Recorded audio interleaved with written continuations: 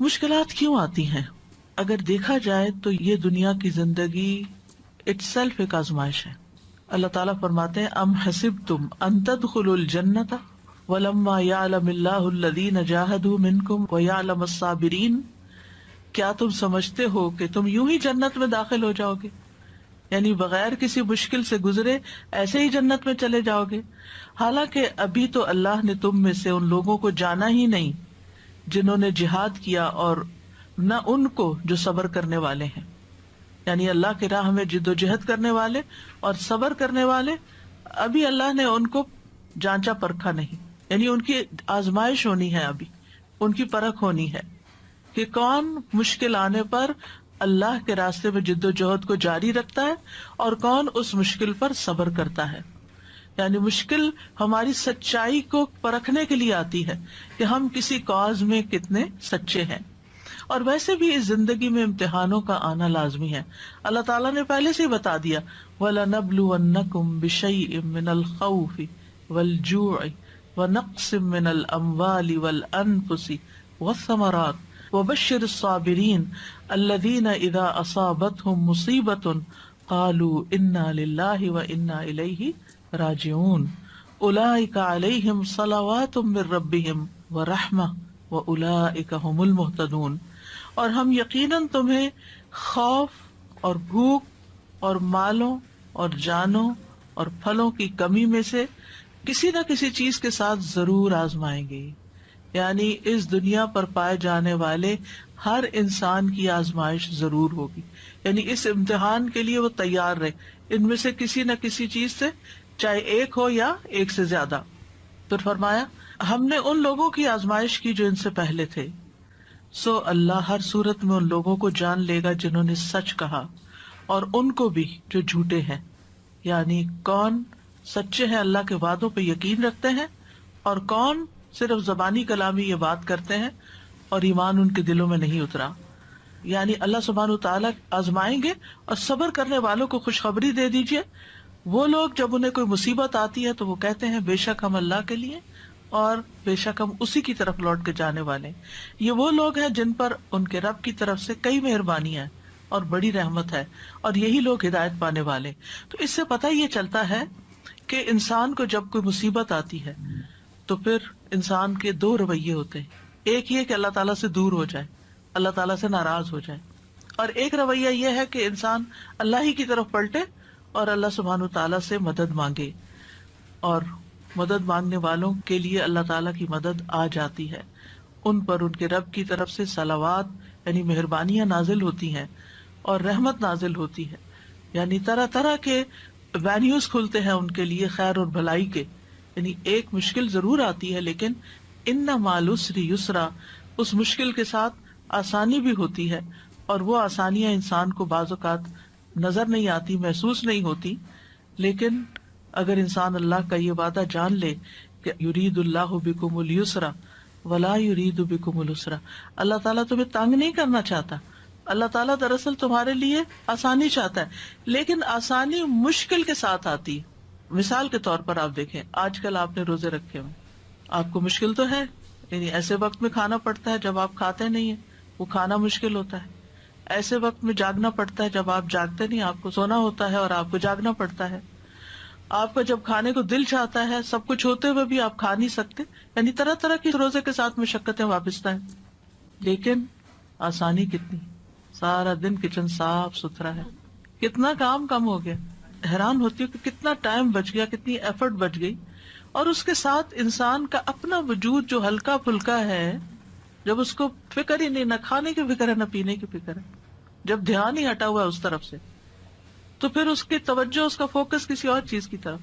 تو جب کم کھاتا ہے تو جسم ایکٹیو ضرور ہوتا ہے، اور اس ایکٹیونیس کی وجہ سے انسان کا چلنا پھرنا، سانس لینا اور بہت سے کام کاج کرنا بہت آسان ہو جاتا ہے. پھر اس کے ساتھ یہ کہ عبادت کی جو لذت نصیب ہوتی، قرآن پڑھنے کی، دعا کرنے کی، اللہ سبحانہ تعالیٰ کا ذکر کرنے کی، تسبیح کرنے کی، وہ بھرے پیٹ تو ہوتی نہیں. پھر اسی طرح انسان اگر کچھ سیکھتا یا سکھاتا ہے تو وہ بھی اس کے لیے آسان ہو جاتا ہے، اور دل میں ایک سکون کی اور راحت کی جو کیفیت ہوتی ہے وہ بھی ناقابل بیان ہے. تو ایک آپ نے منہ ہی بند کیا نا، کھانا بھی نہیں چھوڑا ہے یا تھوڑی سی نیند قربان کی ہے، لیکن کتنی آسانیاں ہیں ساتھ اگر انسان ان کے اوپر غور کرے، ان کی طرف توجہ کرے۔ رسول اللہ صلی اللہ علیہ وسلم نے فرمایا تھا ان ھذا الدین یسر، یہ دین آسان ہے۔ یعنی ہم سمجھتے دین میں بہت مشکلات ہیں، لیکن جہاں جہاں ہمیں جس حکم پر عمل کرتے ہوئے مشکل پیش آتی ہے وہیں ساتھ آسانی بھی اللہ نے رکھی، اور اگر انسان اس حکم پر عمل نہیں کرتا تو بے شمار مشکلات اس کی زندگی میں پیدا ہو جاتی ہیں۔ اور فقہ میں ایک اصول ہے المشقۃ تجلب التیسیر، مشقت آسانی لاتی ہے، مشقت آسانی لاتی۔ ایک اور اینگل سے، فقہ کے اینگل سے، مثلاً آپ بیمار ہو گئے، اب آپ وضو نہیں کر سکتے، آپ بیٹھے بیٹھے وہیں ہاتھ مار کے اپنا تیمم کر لیتے ہیں، آسانی آ گئی نا۔ وضو میں ایک مشقت تو بہرحال ہے، لیکن آپ کے لیے مشقت آئی تو اللہ نے ساتھ ہی آسانی بھی دے دی۔ آپ کھڑے نہیں ہو سکتے، طویل قیام نہیں کر سکتے، آپ بیٹھ کے نماز پڑھیں، آپ اشاروں سے نماز پڑھیں، آپ سے سارے کام کاج چھوٹ گئے، آپ بس ریسٹ کریں، لیٹیں، سوئیں، آرام کریں۔ لوگ آپ کو پوچھتے نہیں تھے، اب ہر کوئی آپ کا حال پوچھ رہا ہے۔ یعنی ایک بیماری کے ساتھ کتنی ساری اور چیزیں آ گئی کہ جو آپ کی زندگی میں پہلے نہیں تھی۔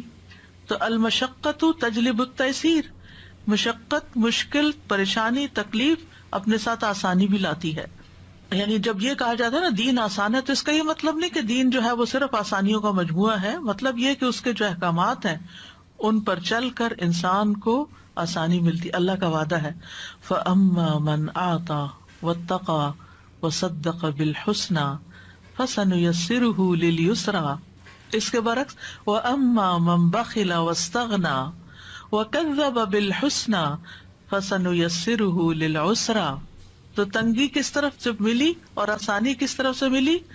بس جس نے دیا، یعنی اللہ کے راستے میں دیا اور لوگوں کو آسانی دی، یعنی جو دینے والا ہاتھ ہے، دینے والا دل ہے، جو خرچ کرنے والا ہے، تو جس نے دیا اور اس نے تقویٰ بھی اختیار کیا، یعنی صرف خالص اللہ کے لیے دیا، صرف اللہ ہی کے لیے کیا جو کچھ کیا، اور اس نے بھلائی کو سچ مانا، ہر خیر کی بات جو اللہ کی طرف سے آئی اس پر یقین کر لیا، تو ہم اس کو آسان راستے کی سہولت دیں گے، اس کے لیے آسانیاں پیدا کر دیں گے، یعنی جس مشکل میں وہ ہے اس مشکل کو ختم کر دیں گے۔ اس کے برعکس جس نے بخل کیا، یعنی جو وہ دے رہا تھا اس کو روک لیا۔ بخل کیا ہے؟ دینے کا اپوزٹ، چاہے مال ہو، چاہے علم ہو، چاہے لوگوں کو مشورہ دینا ہو، چاہے لوگوں کی کاؤنسلنگ کرنی ہو، چاہے کسی کے ساتھ کسی بھی قسم کی بھلائی کرنی ہو، کسی طرح کی مدد، خدمت، کچھ بھی۔ تو جو اپنے ان نیکیوں کو روک لیتا ہے، اما من بخلا واستغنا، اور بے پرواہ رہا، کسی کی پرواہ نہیں، بس میری جان پہ مشکل آئی ہے، صرف مجھے اپنی فکر ہے، اب میں سب سے بری ذمہ۔ یعنی بعض اوقات ایسا ہوتا ہے نا جب انسان کے دن اچھے ہوتے ہیں تو وہ پھر دینے والا بھی ہوتا ہے، لیکن ذرا سے اگر مال میں کوئی کمی ہوئی تو پھر انسان پہلی چیز کیا سوچتا ہے؟ ہاتھ روکنے لگتا ہے، اور بعض اوقات اتنا ہاتھ روک لیتا ہے کہ اپنے سے بھی روک لیتا ہے، اپنے اوپر بھی خرچ نہیں کرتا، اور بے پرواہ رہا، یعنی کیفیت اس کی ایسی ہوئی کہ اس کو نہ دین کی پرواہ، نہ دنیا کی، نہ آخرت کی، اور بھلائی کو جھٹلا دیا۔ ہم اس کو سخت راستے کے لیے سہولت دیں گے، یعنی اس کے لیے زندگی اور مشکل کرتے چلے جائیں گے۔ آسانی اور مشکل صرف دنیا کی نہیں بلکہ دنیا اور آخرت دونوں کی ہے۔ بعض اوقات انسان بخل کرتا ہے، بعض اوقات انسان لوگوں کی پرواہ نہیں کرتا، دین کے احکامات کی پرواہ نہیں کرتا، اللہ کے حکم کی پرواہ نہیں کرتا، اور بھلائی کی تصدیق نہیں کرتا، پھر بھی اس کے لیے دنیا میں بہت کچھ ہوتا ہے، تو وہ چند دن کی بات ہوتی ہے، پھر سب کچھ اس سے لے لیا جاتا ہے، پھر جب قبر میں جاتا ہے تو قبر تنگ کر دی جاتی ہے۔ فَسَنُيَسِّرُهُ لِلْعُسْرَى، قبر کی تنگی ہوتی ہے، حشر کے دن اٹھے گا تو وہاں کی تنگیاں ہوگی، پھر اس کے لیے تنگی ہی تنگی ہے آگے۔ اور ویسے بھی آپ دیکھیں بخیل وہی ہوتا ہے جس کا دل گھٹا ہوا ہوتا ہے، اور اس سے بدترین کیفیت کیا ہو سکتی ہے کہ کسی کا دل ہی گھٹا ہوا ہو، کسی کا دل ہی چھوٹا ہو، کسی کا دل ہی خوف کا شکار رہتا ہو، کسی کا دل ہی بخل کا شکار رہتا ہو اور جبن کا شکار رہتا ہو۔ یہ سارے دل یا سینے کی کنسٹرکشن ہے کہ جس میں انسان کسی وقت خوش ہی نہیں ہوتا، اس کو ایک تکلیف اور ایک پریشانی ہر وقت لگی رہتی۔ جو دینے والا ہوتا ہے، جس کا ہاتھ کھلا ہوتا ہے نا، جس کی ہتھیلی کھلتی ہے اس کا دل بھی کھلتا ہے، اس کو شرح صدر بھی ہوتا ہے۔ جو بانٹتا ہے اس کو ملتا ہے، جو دیتا ہے اس کے لیے وسعتیں پیدا ہو جاتی ہیں۔ یہ اللہ تعالیٰ کا وعدہ ہے۔ تو انسان کے مقابلے میں دینے والا بننا، اللہ کے مقابلے میں ڈرنے والا، تقوی والا بننا، اور حق کے مقابلے میں اعتراف کرنے والا بننا، یہ آسانیاں لاتا ہے. اور دوسرا، انسان کے مقابلے میں روکنے والا، اللہ کے مقابلے میں سرکشی اور بے پرواہی کرنے والا، اور حق کے مقابلے میں انکار کرنے والا. ایسا شخص جو ہے پھر اللہ تعالیٰ اس کو تنگیوں میں ہی مبتلا کر دیتے ہیں.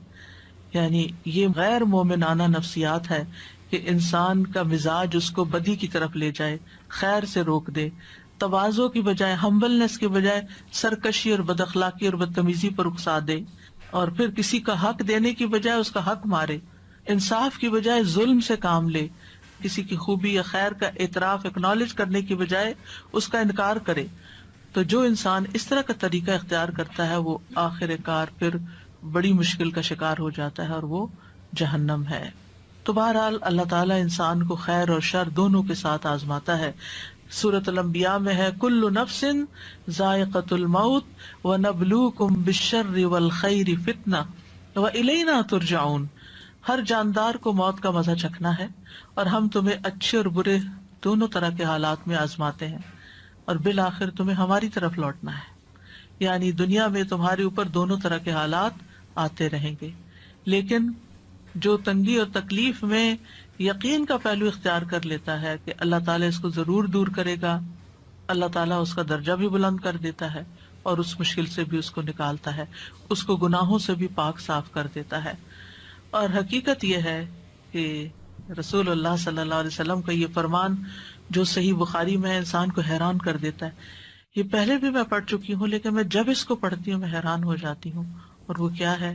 من یرد اللہ بہ خیرا یصب منہ. اللہ جس کے ساتھ بھلائی کا ارادہ کرتا ہے اسے مصیبت میں مبتلا کر دیتا ہے. اللہ جس کے ساتھ بھلائی کا ارادہ کرتا ہے. اگر ہمیں کوئی مشکل پیش آتی ہے تو ہم کیا سمجھتے ہیں، یا کسی کے اوپر کوئی مشکل آتی ہے تو لوگ کیا سمجھنے لگتے ہیں؟ کوئی گناہ کیا ہوگا نا، کوئی غلطی کی ہوگی نا، اور اس کو گلٹ میں مبتلا کرتے ہیں. لیکن یہاں پر کیا بتایا جا رہا ہے، اور صحیح بخاری کی صحیح روایت ہے کہ اللہ تعالیٰ اسے کسی مصیبت میں مبتلا کر دیتے جس کے ساتھ اللہ بھلائی کا ارادہ کرتا ہے. تو اگر ہماری زندگی میں کوئی چھوٹی مصیبت ہے یا کوئی بڑی مصیبت ہے تو آپ سمجھے کہ اللہ سبحانہ تعالیٰ ہمیں اپنے لیے اور خالص کرنا چاہتا ہے، اور مہذب بنانا چاہتا ہے، اور سنوارنا چاہتا ہے، جنت کے قابل بنانا چاہتا ہے. کیونکہ جنت میں غیر مہذب لوگ نہیں ہوں گے، وہ نہیں ہوں گے جن سے اللہ ناراض ہے یا جن سے اللہ خوش نہیں. تو یہ اللہ کی بندے سے محبت کی نشانی ہوتی ہے. یعنی جب آپ کو کوئی تکلیف ہو تو اس وقت پریشان ہونے کے بجائے مسکرانا شروع کر دیں اور سوچیں شاید اللہ تعالیٰ یہ آپ کی محبت ہے، میں اس پہ راضی ہوں. رضیت باللہ ربا وبالاسلام دینا وبمحمد نبی. لیکن ہمیں ہمارے دین کے معاملے میں کسی آزمائش میں نہ ڈالنا. حضرت انس کہتے ہیں نبی صلی اللہ علیہ وسلم نے فرمایا زیادہ ثواب بڑی آزمائش کے ساتھ ہوتا ہے، زیادہ ثواب بڑی آزمائش کے ساتھ. جب اللہ کسی قوم سے محبت کرتا ہے تو انہیں آزمائش میں مبتلا کرتا ہے. بس جو راضی ہو جائے اس کے لیے رضا ہے، اور جو ناراض ہو اس کے لیے ناراضگی مقدر ہو جاتی ہے. انبیاء تمام مخلوق سے زیادہ اللہ کے قریب ہوتے ہیں، اللہ کے پیارے ہوتے ہیں. وہ اللہ کے دین کی خاطر مشکلات اٹھاتے ہیں، جانی مالی اولاد کی طرف سے، قوم کی طرف سے، اپنے پیاروں کی ہر طرف سے. لیکن ان کی زندگی میں جو تکلیف اور آزمائش آتی ہے وہ اللہ کی ناراضگی کی وجہ سے نہیں ہوتی، ان کے درجات کی بلندی کی وجہ سے ہوتی ہے.